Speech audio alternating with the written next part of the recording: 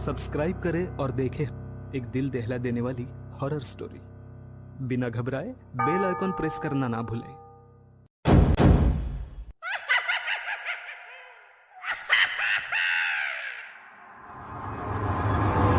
इस कहानी के लेखक है धीरज कुमार सालुंके।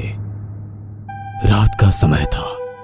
चंपक पहाड़ी पर पुरातत्व विभाग का उत्खनन चल रहा था कि तभी वर्कर्स को कुछ मिला और उन्होंने डॉक्टर वीरेंद्र जोशी को आवाज लगाई।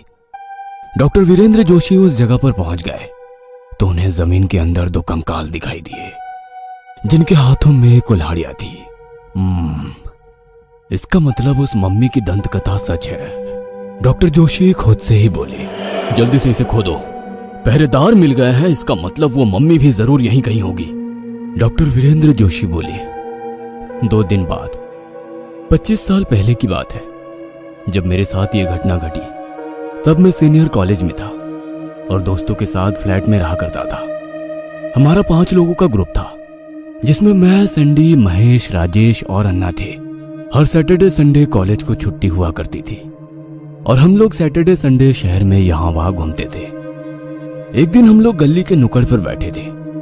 तभी सैंडी बोला, भाई क्यों ना इस सैटरडे हम अपने चाचा के खेत में चले।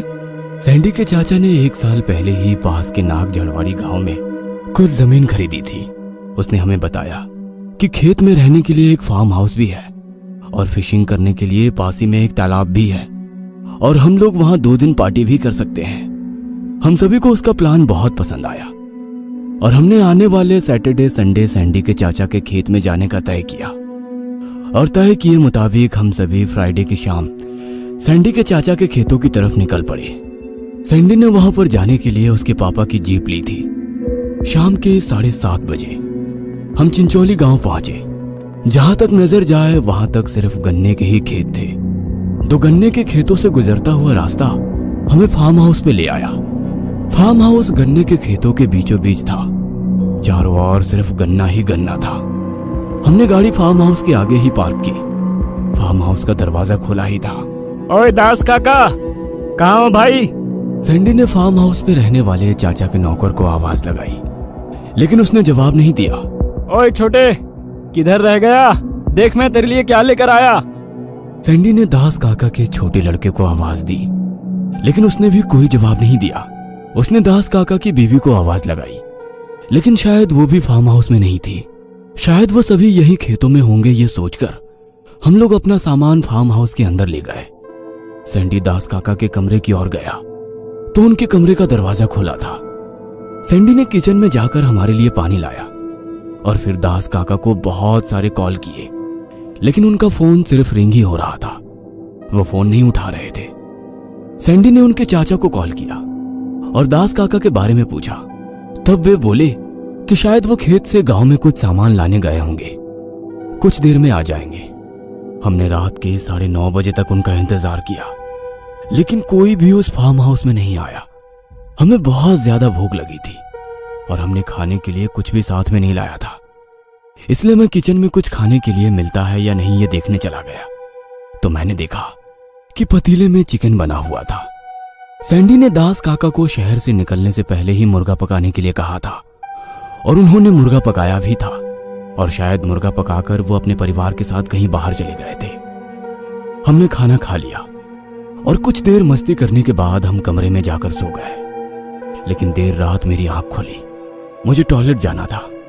मैंने घड़ी में देखा तो रात के 2:30 बज रहे थे। मैंने बगल में देखा तो अन्ना वहां पर नहीं था। मुझे लगा कि वो शायद राजेश, महेश और सैंडी के कमरे में जाकर सो गया होगा। फार्म हाउस में टॉयलेट नहीं था इसीलिए मुझे बाहर ही जाना पड़ा।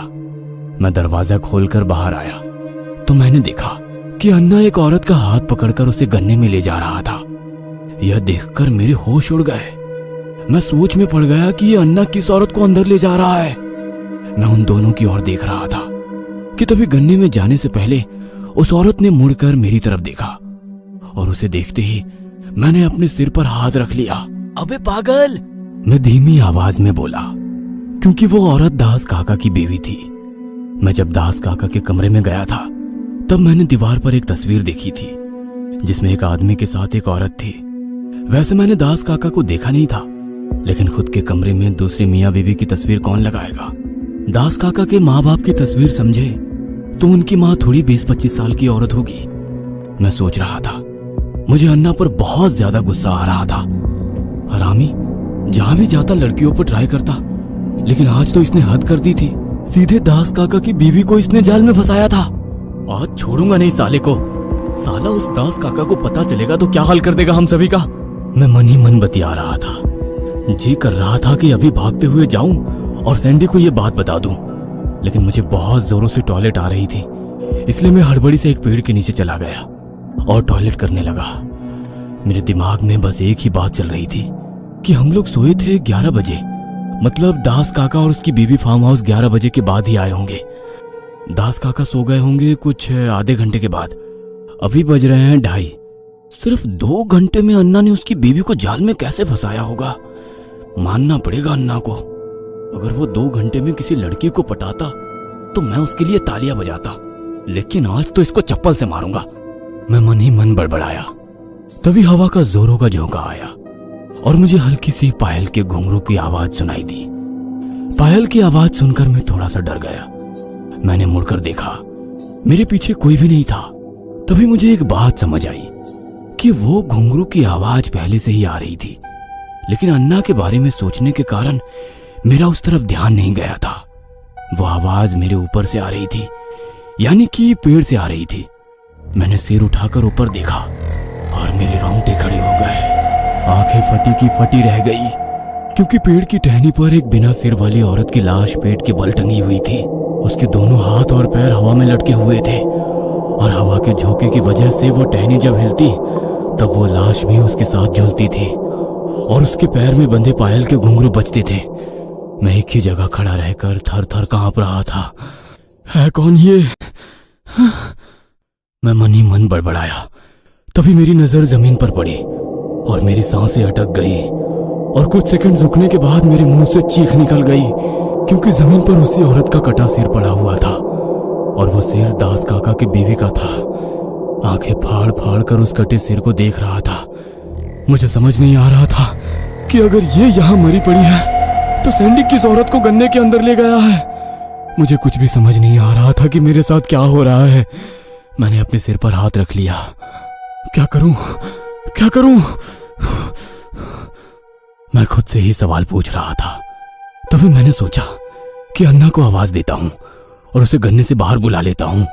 अन्ना, जल्दी से बाहर आ, देख सैंडी को सांप ने काट लिया है।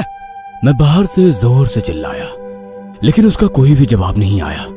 मैंने उसे बहुत बार आवाजें दी, लेकिन वो कोई भी जवाब नहीं दे रहा था।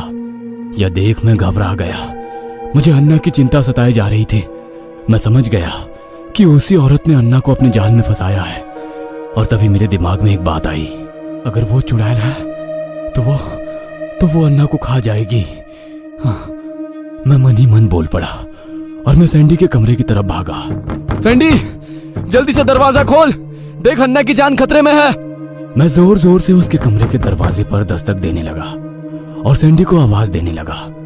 कुछ देर बाद सैंडी ने दरवाजा खोला। क्या है बे, क्यों गला फाड़ के अपने डैडी को जगा रहा है? उसने मुझसे कहा, अन्ना की जान खतरे में है। वो दास काका की बीवी डायन है, वो अन्ना को गन्ने के अंदर ले गई है। जल्दी से चल, महेश और राजेश को भी अपने साथ ले। मैं डर के मारे हाँफते हुए उसे बोला। यह सुनकर वो मेरी तरफ गुस्सैल नजर से देखने लगा। कुछ देर शांत रहकर वो बोला, अबे एड़े, रात के 2:45 बज रहे हैं और तेरे को मजाक सोच रहा है?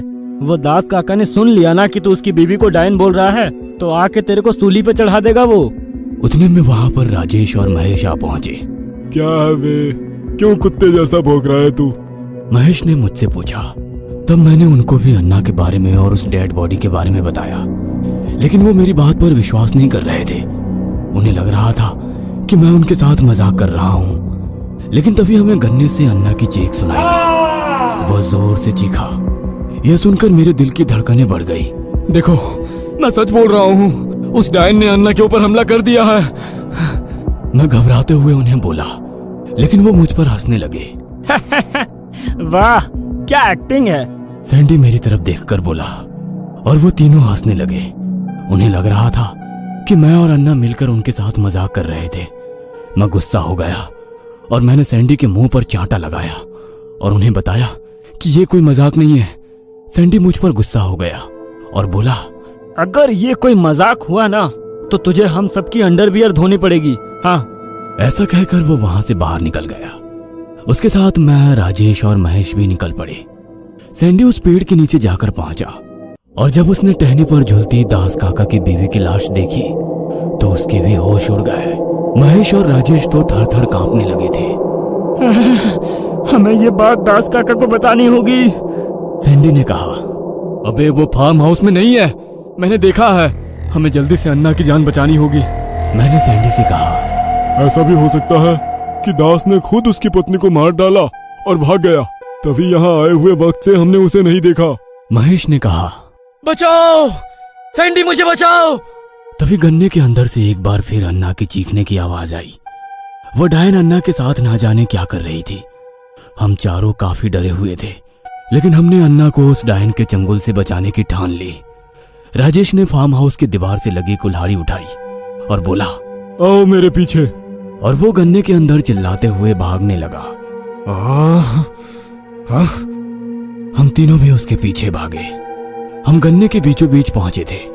तभी मैंने देखा कि अंदर एक छोटी सी गोल जगह है जहां पर गन्ना उगा नहीं था और उस जगह के बीचों बीच खून से लथपथ अन्ना पड़ा हुआ है। उसके शरीर के काफी हिस्से गायब थे और उससे खून निकल रहा था। यानी कि मैं सही था, वो डायन अन्ना को खा रही थी। उस डायन ने अन्ना की गर्दन दबोची थी, इस वजह से उसके गले का पूरा मांस गायब था। उसे इस हालत में देख हम सभी की रूह कांप उठी। लेकिन तभी मेरी नजर गन्ने में खड़े एक बिजुका पर पड़ी। मैं उस बिजुका की तरफ देखने लगा। वो काफी ऊंचा था। उसका मोटा मटके जैसा मुंह डरावना लग रहा था। चूने से बनाई गई उसकी आंखें मानो हमारे तरफ ही देख रही थी। तभी मेरी नजर उसके दांतों पर पड़ी और मैं कुछ देर सोच में डूब गया, क्योंकि चूने से रंगाए उसके दांत आधे लाल रंग से रंगे हुए थे। मुझे वो बिजुका कुछ ठीक नहीं लग रहा था। हमें जल्दी से इसे हॉस्पिटल ले जाना होगा। ऐसा कहकर सैंडी नीचे बैठा और जैसे ही उसने अन्ना को हाथ लगाया, गन्ने में छुपी उस डायन ने भेड़िए की तरह सैंडी पर हमला किया और उसके हाथ को काटा। हम लोग डर गए, लेकिन राजेश ने हिम्मत दिखाई और हाथ में की कुल्हाड़ी उसने डायन के मुंह पर दे मारी। वैसे वो डायन जमीन पर गिर गई। उसका जबड़ा टूट गया और उसमें से काला खून निकलने लगा। मर गई क्या? सैंडी ने राजेश को बोला। वह जमीन पर बिना हलचल किए हुए पड़ी हुई थी। रुको, मैं देखता हूं, मैंने कहा और मैं उसके पास चला गया। मैं नीचे बैठा और उसके चेहरे की तरफ देखने लगा कि तभी उस डायन ने अपनी आंखें खोली और चीखते हुए उसने मेरा गला पकड़ लिया। चुड़ैल को उठता हुआ देख महेश और सैंडी वहां से भागे, लेकिन राजेश पूरे जोश में था। बिना समय गवाए उसने उस डायन के हाथों पर कुल्हाड़ी मारी और उसके हाथ के 2 टुकड़े हो गए। वह चुड़ैल मुंह आसमान की तरफ करके जोर जोर से गुर्राने लगी और मेंढक की तरह कूद कर गन्ने में भाग गई। राजेश ने मेरा हाथ पकड़ा और मुझे गन्ने के बाहर खींचते हुए ले जाने लगा। हम दोनों गन्ने में उस चुड़ैल से जान बचाकर भाग रहे थे और वो चुड़ैल जोर जोर से चीख रही थी। उसकी डरावनी चीख पूरे इलाके में गूंज रही थी। क्या होगा आगे? दास काका की बीवी आखिर चुड़ैल कैसे बनी? किसने मारा उसे? और वो क्यों हम लोगों के जान के पीछे पड़ी है? क्या मैं अपने दोस्तों की जान बचा पाऊंगा? इन सभी सवालों के जवाब जानने के लिए इस कहानी का अगला भाग देखना ना भूलें।